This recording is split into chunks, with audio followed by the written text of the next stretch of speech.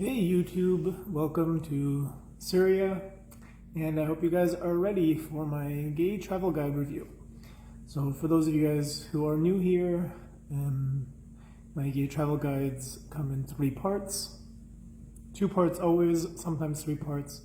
First part is where I give you the gay travel information, as far as there is any. Just as a quick disclaimer, I've said this in a lot of my videos that take place in the Middle East. Generally in the Middle East, there's not a lot to tell you guys because the Middle East is not a gay-friendly travel destination. So don't freak out if, or leave me all these comments where, oh, you didn't really tell us a lot. Well, I can tell you a lot when there's not a lot to tell, all right? So that's part 1 is the gay travel destination information. And part 2 is generally where I give you guys the things that I think, if you do decide to come, that I think are worth seeing, and the things that I don't think are worth seeing. And the third part is where I talk about if I had any kind of interesting scenario or something happen to me. I don't know, like, I don't know, something. I can't think of anything right now. So far, nothing has happened. I just have 2 days. I just wanted to do this intro really quick because I was like, wow, today the lighting is really good. And it shows off the nice room that I got here. So stay tuned. And tomorrow morning, I am going to film part 1 when I finish the rest of my tour stuff, and maybe part 2 on my last day.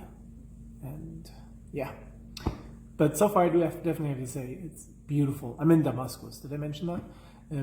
Yeah, Damascus is really, really beautiful. I definitely have to say, in terms of the Middle East, the countries that I've really enjoyed and thought were very beautiful have all been more on the Mediterranean side versus the Gulf side and the North African side. So Jordan, Lebanon, Turkey, now Syria, Iran, which is not on the Mediterranean, but those have been, in terms of culture and historics, which is really what I'm interested in, have been the most beautiful in my opinion, more so than, as I said, the Gulf and the Northern African countries. But anyway, right, so that's it, and stay tuned for part 1 and part 2, and I hope you guys are doing well. Bye. Alright, hey you guys, welcome back. So now to part 1 of my gay travel guide, which I should probably just rename to travel guide. So, is Damascus, or is Syria, no, Damascus. Is Damascus a gay travel destination? No. Is Syria a tourist travel destination in general at this point in time?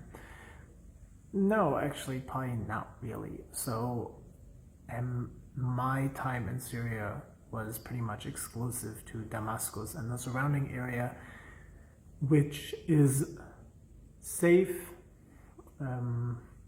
Although I will say the surrounding areas, I was told, I didn't experience it, but I was told that there is now again some anger and aggression towards foreigners due to the General Suleiman assassination by the United States.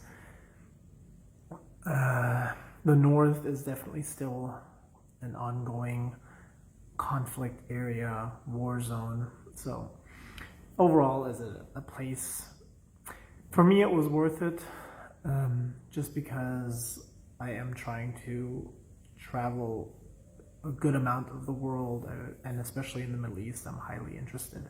But is it a place I would recommend to other people who are looking just for a regular vacation or specifically a gay travel destination? No, I would not. And having said that, there's not really a lot for me to tell you guys.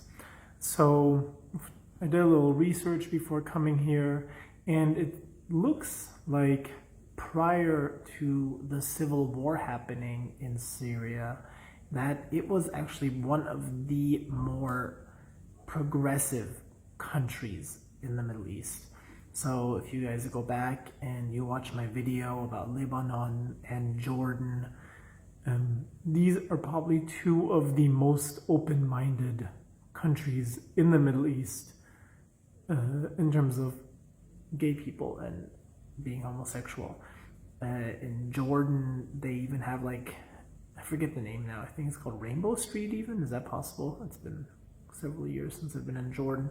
They did have an unofficial gay bar that I went to, and I feel like in Lebanon it was the same. I feel like in Lebanon there was a couple of gay clubs and stuff that you could go to. So during my research, from what I've read, prior to the war, Syria also had some, they were underground obviously, I mean they couldn't be openly gay, but they did exist. Whereas since the civil war, all of these establishments obviously have been closed. The country as a whole has become a little bit more conservative again. That's not really something that should be that surprising to people based off of the fact that ISIS is a militant Sharia law abiding Muslim Brotherhood. So they obviously would be very likely to target gay people and women and all these other groups that are generally thought of as lesser by militant Muslims. But yeah, overall, the fact that this would have been a country that was more open-minded towards this doesn't surprise me. I mean, it's on the cusp with Lebanon and Jordan, and also on touching Israel. Israel also is probably the most open-minded country in the Middle East towards homosexuals.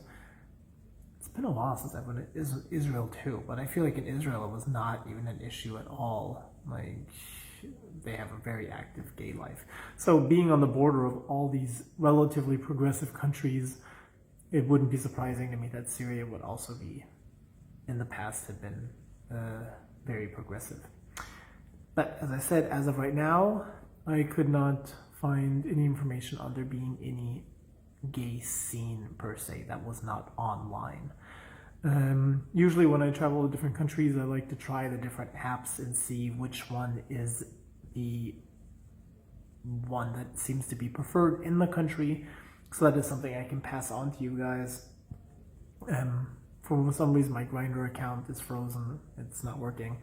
So I can't tell you guys if that's a popular app. But I can tell you that I found Scruff to not be very popular here. Hornet was a little bit popular. And I would say predominantly I saw a lot of people here also using Tinder, which is also probably the most popular app in Saudi Arabia. Probably because you can have it on your phone and nobody would know if you're using it for men or women. So it's a good way to, in a country where you have to be a little bit careful about stuff like that, you can use it. Other than that, for me, of course, the men in this part of the world are, of course, the creme de la creme. So many beautiful men, Greece, Turkey, Lebanon, Syria, Israel, like this Mediterranean mixed with Arabic is just, for me, the epitome of male beauty. If that's not your type, then you're probably not going to find this to be an incredibly beautiful place for pickups. But yeah, I found people to be relatively cruisy, a lot of eye contact. It seems like here the hotels are relatively open if you want to have somebody come over, as long as they're not spending the night. It doesn't seem to be an issue. A lot of Muslim countries do not allow that. They don't want you to have visitors, period. So that doesn't seem to be an issue. So overall, I mean, like, even though I probably wouldn't say, come here, it's super gay, no, but I also don't think it'd be very difficult to meet somebody in this country if that is something that you're interested in. And that's really all I have for you guys. I know you guys are generally disappointed when I can't give you massive amounts of information, but that's just kind of the reality of the Middle East. There's not like parades and clubs and all this kind of stuff. There is hammams, if that's something like bathhouses here. I went to one, but I have to say it did not strike me in any way, shape, or form as a cruising place. I found all the souks and markets a lot cruisier, in my opinion. So that's it. Okay, part 2, general likes and dislikes. As I said, I really only got to see Damascus and the surrounding area, and there's other parts of Syria that I was told are safe to visit. However, I had a limited time space, and also the only other place I was really interested in was one of the few places that wasn't safe at this time. So anyway, so in terms of Damascus, I definitely recommend the Umayyad Mosque. It's incredibly beautiful. The souks are really beautiful. Asad Bashi is very beautiful. It's probably just a place you're going to go and take some pictures and then move on. There's not a lot going on. What else was really nice?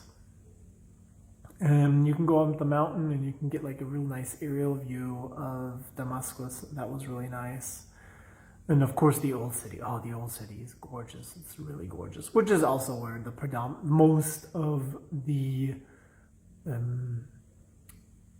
tourism sites are going to be. So, and also my hotel. I mean, look at this. I think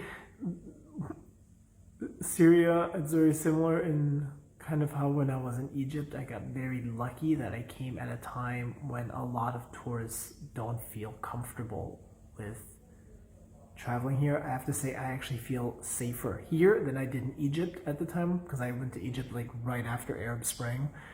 I definitely had times where I did not feel safe. But here I felt very safe. But obviously like this hotel room in probably prior to the Civil War, this would have been a hotel room I probably could not have afforded, you know, and now it's well within my budget range. So if you are an adventurer, I would actually say now is the perfect time to come to Syria, because there's not a lot of tourism, and so everything is very cheap, very, very cheap. So I actually got very lucky in a lot of ways. Yeah, actually the only thing I would say that I've experienced here that I was really disappointed in was actually the hammam and the food. Except knefe, however you say it. I love knefe. Oh my god, this is probably the best thing about this part of the world. I'll put like a little video. You know, I don't know if you guys have noticed, those of you guys who watch these videos, at the very end, I always put like little clips of all the little things of the city or wherever I am. And I'll put a little clip in there so you guys can see knefe. It's, in my opinion, actually the most delicious dessert in the world, not just in the Middle East. And I've been eating it nonstop since I've been here. I'm probably going to get really fat on it, but I love knefe. What was my point? Oh, so the only thing that I actually would say I was really disappointed in Damascus was the hammam experience. I love hammam, not for gay reasons. Actually, I'm not into like the gay bathhouse sauna scene at all. Like, it's just not something I'm into. But I love in the hammam, they're supposed to like really scrub your skin like with a special like loofah brush, and I just really like that. And I've been to some hammams and they really go to town. I mean, they really just get. And here it was I went to like the most famous one, and I felt like it was very half-assed. Like the guy was like, 1, 2, okay, you're done. I was like, what? I'm paying for this. Like, that didn't do anything. Other than that, like, it's beautiful. The old city, it's very, very beautiful. So highly recommend. And part 3, I don't really have any gay stories to tell. Usually part 3 is where I tell, like, if I have some kind of gay story to tell. But I will say that there are definitely still aspects where you can tell that this was recently still a place affected by a war. There's very frequent power outages. Water is very kind of comes and goes, so just if you do come here, be aware of that, and be aware that as of right now, to get a visa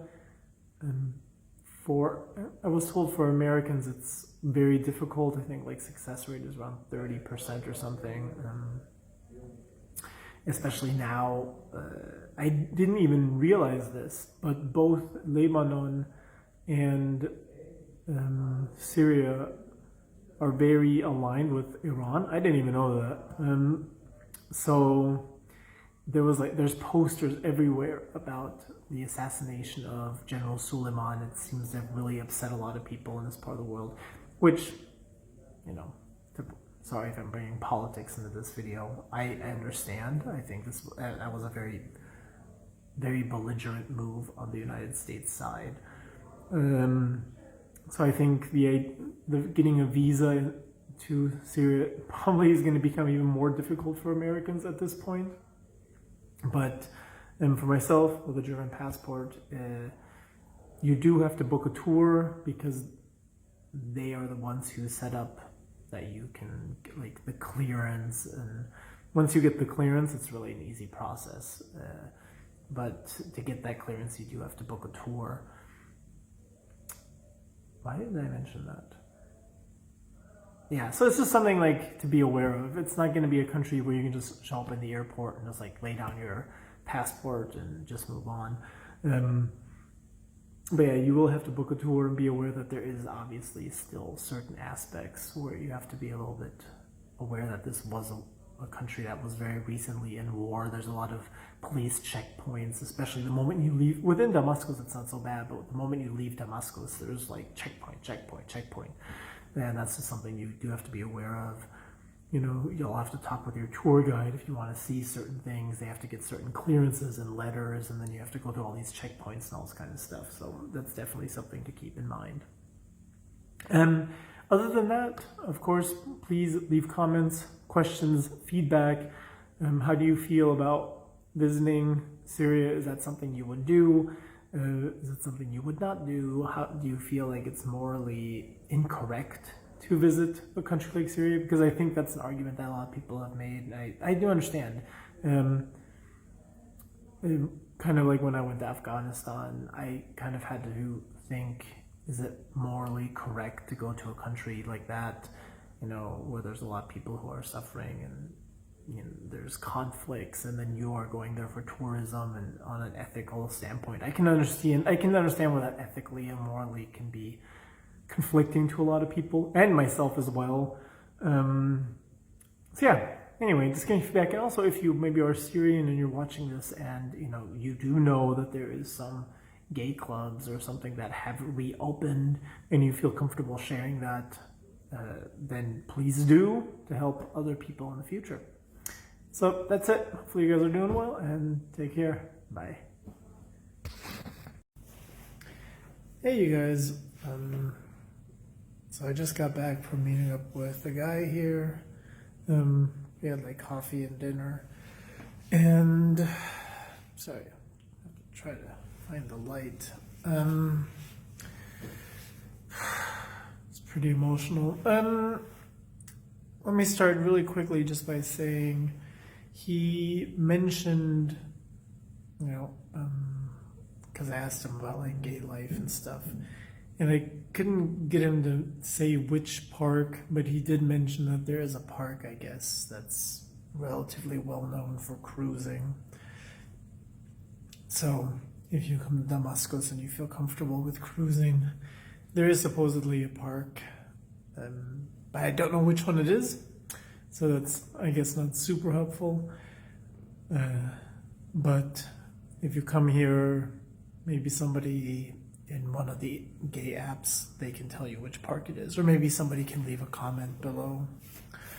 But yeah, overall it was rather an emotional meeting. This is something I've actually really not talked about or shared a lot in my gay travel guide videos. mostly because maybe I'm just a little bit cynical, and I generally find that gay men lack depth. Sorry for offending all of you guys now again, but that's just been my experience, and I find that most gay men, and especially people who watch my gay travel guide videos, they just want like stories of, you know, all the different gay saunas you can go to for the sex, and the gay parades, and people just walking around in underwear, and just copious amounts of sex and sexuality, and hot men and all this kind of stuff. They generally don't want to hear about the hardships and the difficulties, and, you know, the day-to-day life that a lot of people have to go through. So, you know, and that's kind of been one of those difficulties I've had when it's come to, oh, here's the light, okay. So I really can't think of a single country I've been to where I didn't make a point out of meeting up with gay men from that country, you know. And I generally don't share it because I just assume people wouldn't be interested in knowing about it, because it's not, I'm not saying it has never happened that I met somebody and I thought they were really, I really liked them and we had a connection, and maybe it evolved into something sexual. I don't want to say like I'm completely innocent, but the vast majority of time that's not my MO, that's not what's going on. Like it's important to me. It's a very important aspect for me in my travels to meet gay men that live in that country and talk to them about what life is like in this country. And it's really, what's really sad to me is, and this is one of those things where I think a lot of people that watch my channel, you know, they get upset that I'm so critical of the West, that I'm so critical of a lot of like the really overly liberal concepts. And I think a lot of it has come more and more to me, that I'm becoming more and more cynical and angry about the West, and especially about the liberals and the liberal gay people in the West, because I just find the issues that we complain about in the West so trivial and so silly and so meaningless. And, you know, in the West, for the most part, we have our equality, and, you know, the last hurdle really being gay marriage, and now it's become just ridiculous, you know. I don't know, I don't really want to go into that part, but I guess get more and more upset when I just see that, because in the vast majority of the world, gay people have such a difficult existence, like living in true fear, not the way we talk about it in the West, like, oh, you know, I have to worry. It's like, no, you don't. I mean, like, I'm sure there's certain areas that you probably shouldn't go into, but there's certain areas in the West and certain cities that nobody should go into, because there's just generally violence in those areas. But I mean, where really your government, your law, the vast majority of the people in your life think so negatively of your lifestyle, to where acts of violence against you are very real and possible. I don't know, I'm kind of like going on a rant. It was just like talking with this guy, it was just really emotional to me. Like, not only did he have to deal with the hardships of being gay, but, you know, he was telling me about the last, it's going on, 8 years that they've had civil war in this country, and, you know, the hardships that he had to deal with on both fronts. And it just, I don't know, like, it really shames me, and it really angers me about, you know, when I see videos on YouTube or on my Facebook feed and people talk about, you know, male privilege or white privilege, and I'm like, these people don't know what they're talking about. I mean, the real privilege that people need to figure out and understand is living in a Western society. You know, everybody in America is privileged. Everybody in Europe is privileged. And if that is really what it comes down to. And the fact that people don't want to just take that on, they just want to keep pointing the finger. And I don't really know where I'm going. It was just like the last couple of hours were just really exhausting. And the thing is, this is what I encounter the most. You know, I don't go to a lot of, you know, I'm sure if I spent more time in places like Spain or Miami or I don't know, what are some other really big gay hotspots, Mykonos, Ibiza, you know, like just, you know, I'm sure I would be able to tell you guys these amazing stories about the gay life and how amazing it is and how everybody was gorgeous and everybody had like a six-pack and everybody's rich and they're all dancing and it's all just go-go boys and endless parties and all this kind of stuff. But the fact of the matter is, the vast majority of the world I've been to, I just hear so many stories.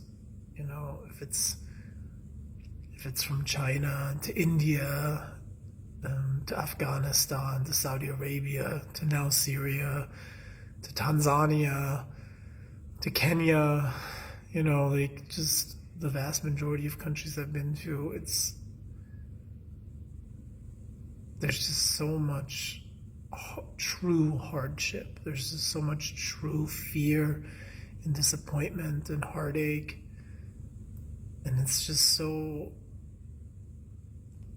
really difficult. It's difficult to hear it and to listen to it and, you know,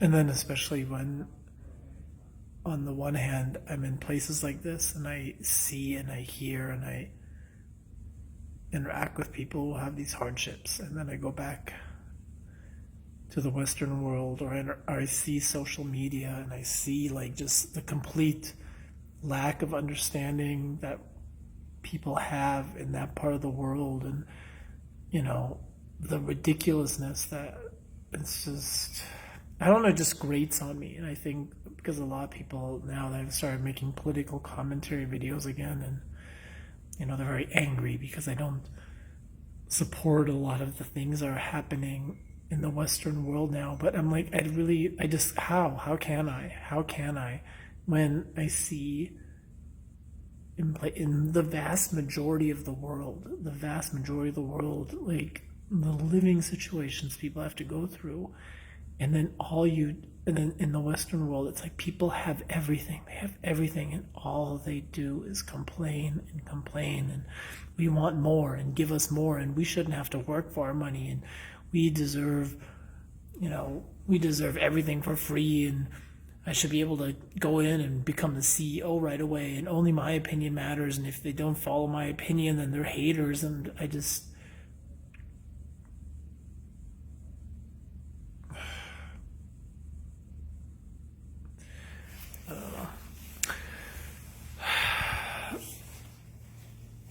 know. I don't know.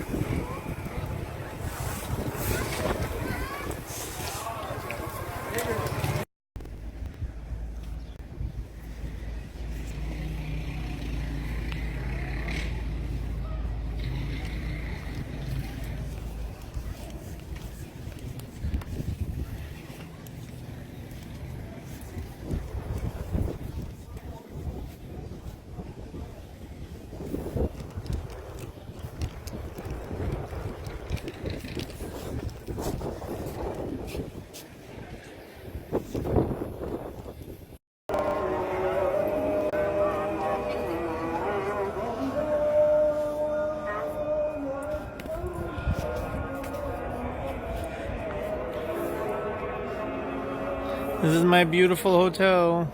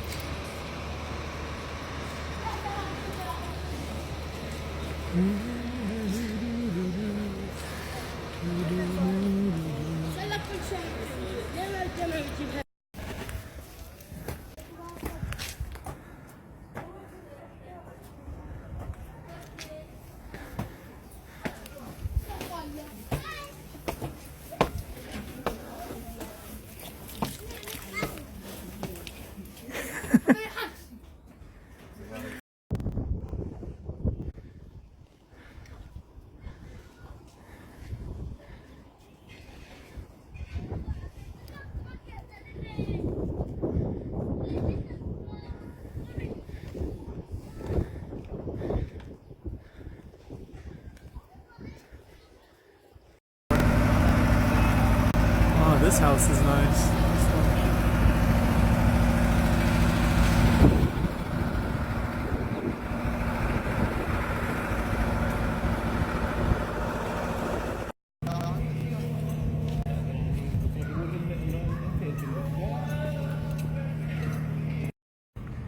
Alright, here's my hotel.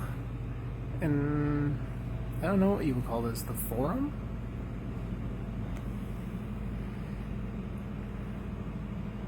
This is such a little hidden gem. So cute. This is the door to my room.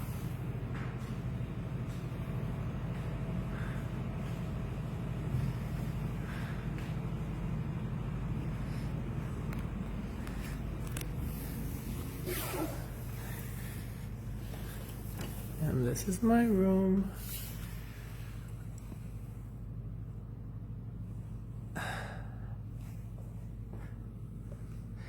I have to admit, last night I was really tired, so I fell asleep pretty quick, but I did have nightmares about being in like a grotto with vampires. I'm kind of torn between thinking this is really beautiful and unique and being really gaudy. And the bathroom's over there. But the courtyard I love. Look at this tiling, it's gorgeous.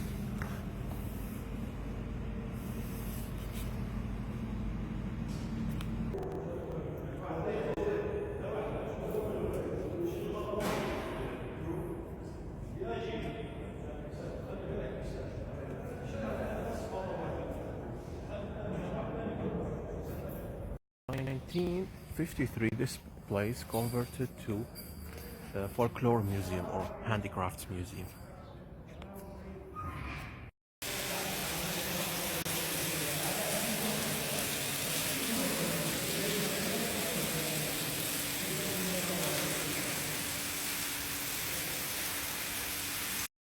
That's the smell it. Yes. I love knefe. Why do I call it knefe? Maybe in Lebanon.